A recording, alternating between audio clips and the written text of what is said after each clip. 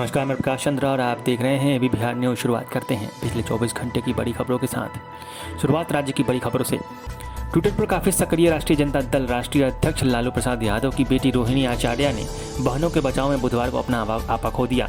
इस दौरान उन्होंने राज्यसभा सदस्य सुशील कुमार मोदी के ट्विटर पर कई अपशब्द कह डाले। रोहिणी आचार्य ने बिहार के पूर्व उप मुख्यमंत्री सुशील कुमार मोदी को हिदायत तक दे डाली कि वे अपनी पत्नी से सीखें कि लड़कियों से कैसे बात की जाती है। राष्ट्रीय जनता दल सुप्रीमो लालू प्रसाद यादव तथा उनके बेटे व बिहार के नेता प्रतिपक्ष तेजस्वी यादव ने फिर मुख्यमंत्री नीतीश कुमार को घेरा है। लालू ने जहां नीतीश को चुल्लू भर पानी में मजे करने की नसीहत दी, वहीं तेजस्वी ने सरकारी सामुदायिक रसोई में किसानों से अधिक गधे मिलते हैं इस बात की पुष्टि की। वहां सफाई है न मास्क है, केवल लूट मची है, ऐसा तेजस्वी ने आरोप लगाया है। कोरोना वायरस के संक्रमण काल में शरीर की रोग प्रतिरोधक क्षमता कमजोर होने के कारण कई प्रकार के फंगस भी सक्रिय हो गए हैं। अब तक ब्लैक फंगस से परेशान पटना में व्हाइट फंगस के मरीज भी मिलने लगे हैं। पटना मेडिकल कॉलेज और हॉस्पिटल में भी इनके अब तक के 4 मामले सामने आ चुके हैं।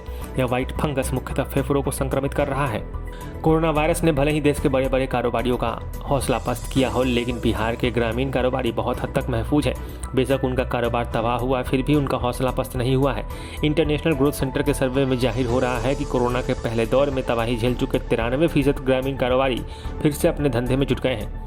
अब डालते हैं देश की कुछ बड़ी खबरों पर एक नज़र। देश में कोरोना वायरस की स्थिति को लेकर प्रधानमंत्री नरेंद्र मोदी आज देश भर के 54 जिला के साथ संवाद कर रहे हैं।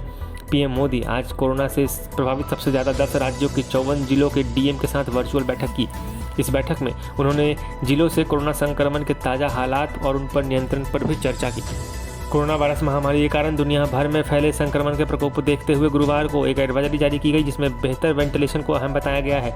इस अनुसार खराब वेंटिलेशन वाले घरों व ऑफिस आदि में वायरस वाली संक्रमित हवा रहती है, जैसे में अच्छे वेंटिलेशन से संक्रमण का जोखिम कम हो जाता है।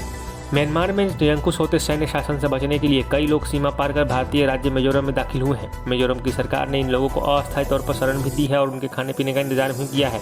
हालांकि भारत सरकार के आधिकारिक बयान में सरकार ने इनको शरणार्थी नहीं माना है। पिछले माह ही म्यांमार की सैन्य सरकार द्वारा मिजोरम राज्य के लिखे एक पत्र में म्यांमार नागरिकों को भारत में वापस किए जाने की मांग की गई थी। हरियाणा और पंजाब के साथ दिल्ली सीमा पर प्रदर्शन कर रहे दोनों राज्यों के कृषि कानून विरोधी कोरोना के फैलाव का बड़ा कारण बन रहे हैं। इन धरनों पर हरियाणा और पंजाब के ग्रामीण लोगों को लगातार आवाजाही रहती है।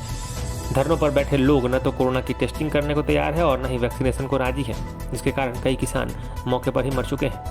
अब एक नज़र दुनिया की बड़ी खबरों पर। सोशल मीडिया दिग्गजों को सिंगापुर स्ट्रेन को लेकर फैलाई गई गलत जानकारी को लेकर सुधार करना होगा और स्पष्टीकरण देना होगा। मंत्रालय ने सुधार नोटिस में कहा है कि कोविड-19 का कोई नया सिंगापुर वेरिएंट नहीं है और न ही किसी कोविड-19 वेरिएंट का सबूत है जो बच्चों के लिए खतरनाक है। सिंगापुर के स्वास्थ्य मंत्रालय ने कहा है कि हालिया हफ्तों में आए कोरोना के ज़्यादातर मामलों में जो स्ट्रेन मिला है वह B.1.617.2 है, जिसकी उत्पत्ति भारत में हुई है। अमेरिका के राष्ट्रपति चुनाव के बाद संसद यानी कैपिटल हिल में 6 जनवरी को हुई हिंसा के मामलों में हाउस ऑफ रिप्रेजेंटेटिव ने द्विदलीय जांच कमीशन को अपनी मंजूरी दे दी है।